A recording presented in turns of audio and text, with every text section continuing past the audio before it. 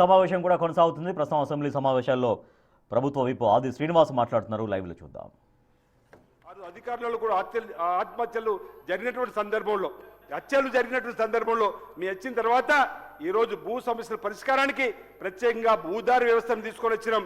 5,010 మంది గ్రామ పాలనాధికారులను 5,520 మంది లైసెన్స్ పొందిన సర్వేలతో సహా 8,900 మందిని సిబ్బందిని నియమించి ఈ సంవత్సరం 3,76,000 మందికి కొత్తగా పట్టాదారు పాస్ పుస్తకాలు ఈ ప్రభుత్వం జారీ చేసింది అధ్యక్ష. ఇది రైతుల పక్షపాతి ప్రభుత్వం చెప్పడానికి కోసం నేను చెప్పే ప్రయత్నం చేస్తున్నా. సాగునీటి రంగానికి అధ్యక్ష ప్రత్యేకమైనటువంటి మా ప్రభుత్వం అత్యంత ప్రాధాన్యమిస్తుంది. గతంలో నేను ఇంతకుముందు చెప్పినట్టు కాళేశ్వరం కూలేశ్వరం అయినా పాలమూరు రంగారెడ్డి పూర్తి చేయకుండా వాళ్ళు అన్యాయం చేసిన అనేక సాగునీటి ప్రాజెక్టులు వాళ్ళు పట్టించుకోకుండా ఈరోజు మేము వచ్చిన తర్వాత వాళ్ళ ఎస్ఎల్బీసీని కూడా పెండింగ్ పెట్టినట్టు సందర్భం అధ్యక్ష. కానీ ఈరోజు ఈ పెండింగ్ ప్రాజెక్టుల కోసం ఈ ప్రభుత్వం నడుమించింది. ఎస్ఎల్బీసీ పనులు వేగంగా జరుగుతున్నాయి. దేవాదుల పైన ఇటీవల మా ముఖ్యమంత్రి నీటిపారుదల శాఖ మంత్రి సమీక్ష నిర్వహించి కావాల్సినటువంటి నిధులు కూడా కేటాయించినటువంటి సందర్భాన్ని మీ అందరూ కూడా ఈ సందర్భంగా గుర్తు చేస్తా అధ్యక్ష. కనీసం అధ్యక్ష వారు అంటుంటే మేము మాట్లాడుతుంటే వాళ్ళకు ఉలికి పడుతున్నారు, లేదంటే వాళ్ళు బాధపడుతున్న సందర్భం. కానీ వాస్తవం అధ్యక్ష కొన్ని చెప్పవలసిన అవసరం ఉన్నాయి, కొన్ని కఠోర నిజాలు కూడా మాట్లాడుకోవాల్సిన అవసరం ఉన్నాయి. ఆ 10 ఏళ్లలో 10 రేషన్ కార్డులు ఇవ్వలేరు అధ్యక్ష. ఆ 10 ఏళ్లలో 10 రేషన్ కార్డులు ఇవ్వలేరు.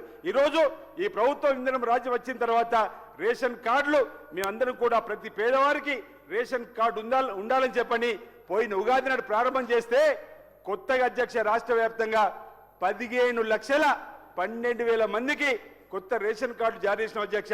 19,44,000 మందిని రేషన్ కార్డులో వారిని పేరెక్కించిన అధ్యక్ష.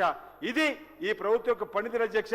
3,38,00,000 కుటుంబాలకు సంబంధించి ఈరోజు 1,05,00,000 తెల్ల రేషన్ కార్డులు ఈరోజు ఈ రాష్ట్రంలో జరుగుతున్నటువంటి ఈ పనితీరుకు నిదర్శనం చెప్పే ప్రయత్నం చేస్తూ ఈ తెల్ల రేషన్ కార్డు లబ్ధిదారులందరూ కూడా ఈరోజు 6 కిలోల చొప్పున ప్రతి లబ్ధిదారుకి సన్న బియ్యం పంపిణీ చేసేటువంటి కార్యక్రమం 3,38 మందికి ఆహార భద్రత కల్పిస్తున్నాం. గత ప్రభుత్వం ఇచ్చినటువంటి దొడ్డు బియ్యం అక్కడే అమ్ముకునే వాళ్ళ అధ్యక్ష, లేదా బయట పశువులకు దానాగా వాడేవాళ్ళు. కానీ ఈరోజు సన్న బియ్యం ఏదైతే సంపన్ను తిన్నటువంటి భోజనం ఈరోజు పేదవారికి ఇస్తుంటే మేము సన్న బియ్యం పంపిణీ చేసిన తర్వాత దళిత కాలనీ, బీసీ కాలనీ, గిరిజన కాలనీకి వెళ్తే వాళ్ళందరూ కూడా ఈ ప్రభుత్వానికి ఆశీర్వదించిన తీరు కళ్ళల్లో ఆనందం, కళ్ళల్లో నీళ్లు వస్తుండగా, ఆనంద బాష్పాలు వస్తుండగా మీ కడుపు చల్లగుండగా ఇందిరమ్మ రాజ్యం మళ్ళీ రావాలి మీలాంటి వాళ్ళు ఎప్పుడన్నా వాళ్ళు అన్నమాట అధ్యక్ష. ఏ రోజన్నా మా ఇంటికి మీలాంటి వాళ్ళు వచ్చినా, మా చుట్టాలు వచ్చినా పిసిపి పట్టుకొని దుకాణానికి వెళ్ళి 1 కిలో సన్న బియ్యం తీసుకొచ్చి వాళ్ళకి పెట్టేవాళ్ళం, మేము దొడ్డు బియ్యం తినేవాళ్ళం. కానీ ఈరోజు ఈ ప్రభుత్వం మాకు ఇస్తున్నటువంటి సన్న బియ్యం వల్ల మీకు అదే భోజనం పెడుతున్నాం, మీకు కూడా సన్న బియ్యం తింటున్నాం చెప్పండి ఆనందంగా ఆనంద బాష్పాలు రాలుస్తూ ఈ ప్రభుత్వానికి దీవెనలు ఇస్తున్నటువంటి కార్యక్రమాన్ని కూడా గుర్తు చేస్తూ అధ్యక్ష మీ ద్వారా ఉప ముఖ్యమంత్రి గారు ఉన్నారు, మన శాసనసభ వ్యవహారాల శాఖ మంత్రి శ్రీధర్ బాబు గారికి గౌరవ ముఖ్యమంత్రి గారు కొన్ని విజ్ఞప్తి చేస్తున్నా. ఈ సన్న బియ్యంతో ఒకసారి అసెంబ్లీలో అధ్యక్ష మీరు అనుమతిస్తే ఆ సన్న బియ్యంతో ఇక్కడ ఉన్నటువంటి మా శాసనసభ్యులకు కానీ ఇక్కడ ఉన్న అధికారులకు కూడా ఒక పూట భోజనంతో ఆ సన్న బియ్యం భోజనం తినిపించాలని చెప్పని కూడా తినిపించాలని చెప్పని ఈ సందర్భంగా మీ ద్వారా ఈ ప్రభుత్వాన్ని కూడా కోరేటువంటి కార్యక్రమం చేస్తూ అధ్యక్ష. ఎందుకంటున్నానంటే అధ్యక్ష ఒకసారి మనం కూడా అంటే ఇప్పటికే వెళ్ళి వారితో పాటు కలిసి భోజనాలు చేసినాం, కానీ అసెంబ్లీ సాక్షిగా కూడా మనందరం కూడా సన్నబియ్యంతో ఒకసారి భోజనం కూడా చేసే ఏర్పాటుకు మీరు అనుమతించాలని ఆ అవకాశం కల్పించాలని ప్రభుత్వం సందర్భంగా నేను కోరుతున్నాను అధ్యక్ష. అదేవిధంగా అధ్యక్ష ఇందిరా మిండ్ల గురించి కూడా అధ్యక్ష, ఇందిరా మిండ్లకు సంబంధించి కూడా ఈరోజు ఆనాడు ఇందిరా మిండ్లే మళ్ళీ ఈరోజు ఇందిరా మిండ్ల అధ్యక్ష. ఈ దేశంలో ఆంజనేయ స్వామి గుడి లేని ఊరు లేదు అధ్యక్ష, ఇందిరమ్మ ఇల్లు లేని ఊరు లేదు అధ్యక్ష అన్నమాట ఈ సందర్భం చెప్తా ఉన్నాం. కానీ మధ్యలో 10 సంవత్సరాలు డబుల్ బెడ్రూమ్ పేరిట ఊరించి ఎక్కడా కూడా డబుల్ బెడ్రూమ్ రాని గ్రామాలు మనం అనేకం చూసినాం అధ్యక్ష. కానీ ఈరోజు ఇందిరమ్మ ఇళ్ళ పేరిట ఈరోజు 3,500 నియోజకవర్గానికి ఈరోజు 4,50,000 ఈ రాష్ట్ర వ్యాప్తంగా ఇస్తే 22,000 పైచిల్ కోట్లు కేటాయించుకున్నాం. ఇప్పటికే 5,7300 కోట్లను కూడా ఈరోజు ఇందిరా మిల్లు నిర్మాణం చేసుకున్న వారికి పంపిణీ చేసిన అధ్యక్ష అన్నమాట ఈ సందర్భంగా నేను చెప్తూ ఇందిరం ఇల్లు నిర్మాణంతో ఈరోజు గ్రామాల్లో కూలికి పని దొరికింది, సుతారికి పని దొరికింది, ట్రాక్టర్కి పని దొరికింది, డ్రైవర్కి పని దొరికింది, స్టీల్ సిమెంట్ దుకాణదారులకు కూడా పని దొరికి ఈరోజు ముందుకు పోతున్నటువంటి సందర్భాన్ని మీ అందరికీ కూడా గుర్తు చేసిన అధ్యక్ష. స్వయం మహిళా సంఘాల కోసం కూడా ఈరోజు శ్రీనిధి ద్వారా 1 లక్ష కోట్లు రుణం ఇవ్వాలని చెప్పని ముందుకు పోతుంటే ఈ 2 ఏళ్లలోనే ఇప్పటికే 57,000 కోట్ల రూపాయలు రుణాల రూపంలో పంపిణీ చేసినాం. సకాలంలో వడ్డీ కట్టిన వారికి ఇప్పటికే 3 సార్లు వారి ఖాతాల్లో కూడా సకాలంలో కట్టిన వడ్డీని కూడా ఇచ్చినటువంటి సందర్భాన్ని, ఇంచుమించు 600 బస్సులు కూడా ఈరోజు మహిళా సంఘాలకు ఇచ్చినటువంటి సందర్భం కూడా గుర్తు చేస్తే అధ్యక్ష. వీళ్ళు మాట్లాడితే 6 గ్యారంటీలు ఎక్కడ జరుగుతున్నాయి, ఎక్కడ అమలు అవుతున్నాయి అని చెప్పిన మాట అంటున్నారు.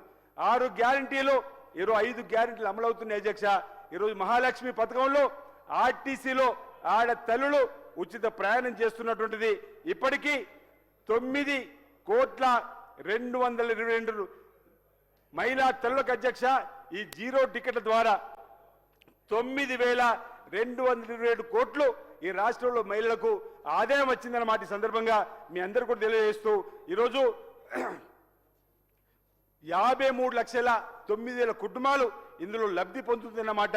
ఈ సందర్భంగా మీకు మనవి చేస్తూ అధ్యక్ష, విద్యా సంవత్సరం ఈ విద్యా సంవత్సరం నుంచే విద్యా విధానాలు కూడా నూతన మార్పులు తీసుకొచ్చి ఇప్పుడే మా అన్నగారు కూడా చెప్పడం జరిగింది.